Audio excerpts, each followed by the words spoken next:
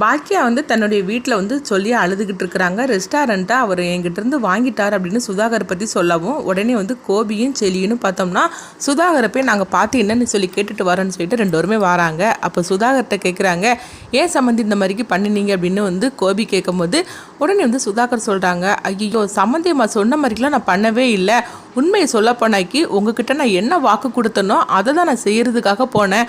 ஆனால் என்ன பண்ணுறதுக்கு ரூல்ஸில் இந்த மாதிரிக்கு தான் இருக்குதா, அதனால தான் நான் அந்த மாதிரிக்கு நான் எழுதுனேனே தவிர, ஆனால் ரெஸ்டாரண்ட்டு சம்மந்தியம்மா கையில் தான், மற்றபடி எந்த வித இதுவும் கிடையாது, அவங்க சொல்கிற மாதிரிக்கெல்லாம் எந்த விதத்துலையும் பயப்பட வேண்டாம் அப்படிங்கவும் உடனே சுதாகர் சொல்கிறாங்க, எனக்கு அவசரமாக வேலை இருக்குது, நான் கிளம்பி போகிறேன், நீங்கள் இனியாவை பார்த்துட்டு போங்களேன் அப்படின்னு சொல்லிட்டு அவங்க போகவும் உடனே பார்த்தோம்னா கோபி செலின் கிட்ட சொல்கிறாங்க, இவர் சொல்கிறத பார்த்தாக்கி எல்லாமே கரெக்டாக தான் இருக்குது, ஆனால் ஏதோ ஒரு தப்பு நடக்கிற மாதிரிக்கும் தெரியுது, என்னென்னு தெரியல அப்படின்னு சொல்லிட்டு ரெண்டு பேருமே வீட்டுக்கு வராங்க. வீட்டுக்கு வந்ததும் எலியிலும் பாட்டியும் கேட்குறாங்க, என்னாச்சு அப்படின்னு சொல்லி கேட்கும்போது அப்போ செலின் அம்மா அப்படின்னு சொல்லி கூப்பிடவும் பாக்கியா வராங்க.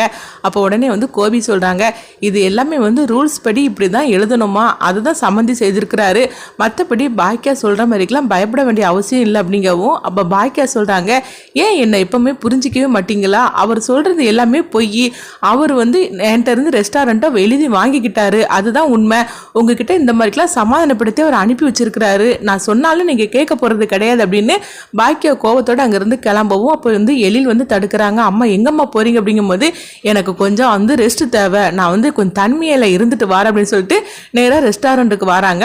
அதுவுமே பாக்கியா செல்வி கிட்ட பேசும்போது செல்வி முகம் கொடுத்து பேசாமல் அவங்க வேற வேலை இருக்குது அப்படிங்கிற மாதிரிக்கு போயிட்டு இருக்கிறாங்க. அப்போ உடனே பாக்கியாவுக்கு புரிஞ்சிருது செல்வி நம்மகிட்ட பேச மாட்டேங்கிறா அப்படின்னு. உடனே செல்வி கிட்ட போய் கேட்குறாங்க, ஏன் செல்வி என்கிட்ட முகம் கொடுத்து கூட பேச மாட்டேங்கிற, நீ இனியாவோட கல்யாணத்துக்கும் வரல, என்ன காரணம், நான் என்ன தப்பு பண்ணேன்னு அப்படிங்கும்போது அப்போ செல்வி சொல்கிறாங்க, அக்கா நீ எப்படி உன் பொண்ணோட வாழ்க்கை நல்லா இருக்கணும்னு சொல்லிக்கிட்டு நினைக்கிறியோ அதே மாதிரிக்கு தான் நானும் என் பையனோட வாழ்க்கை நல்லா இருக்கணும்னு சொல்லி தான் இப்படி நான் ஒதுங்கி ஒதுங்கி போயிட்டு இருக்கிறேன், அதை ஏன் நீ தப்பாக எடுத்துக்கிற, அது மட்டும் இல்லாமல் இனியாவோட கல்யாணத்துக்கு நான் வந்திருந்தோம்னா உன் வீட்டில் அவ்வளோ பேருமே என்னமோ நான் கல்யாணத்தை நிறுத்துறதுக்காக வந்திருக்குன்னு சொல்லிக்கிட்டு எல்லாருமே என்னை அந்த மண்டபத்தை விட்டு துரத்துறதுலே இருந்திருப்பாங்க, அப்படிலாம் நடந்துடக்கூடாதுன்னு சொல்லி தான் நான் கல்யாணத்துக்கு வராமல் இருந்தேன் அப்படிங்கிறாங்க. உடனே பாக்கியா சொல்கிறாங்க, நீ மற்றவங்கள பற்றி நினைக்கிறியே, என்னை பற்றி நினைக்கவே மாட்டியா, நான் தானே உன்னை கல்யாணத்துக்கு வர சொன்னேன், நீ வந்திருக்கணும் அப்படிங்கும்போது இல்லைக்கா நான் வராமல் இருந்ததில் தான் பிரச்சனை வராது, அதனால தான் நான் வரல அப்படிங்கிறாங்க.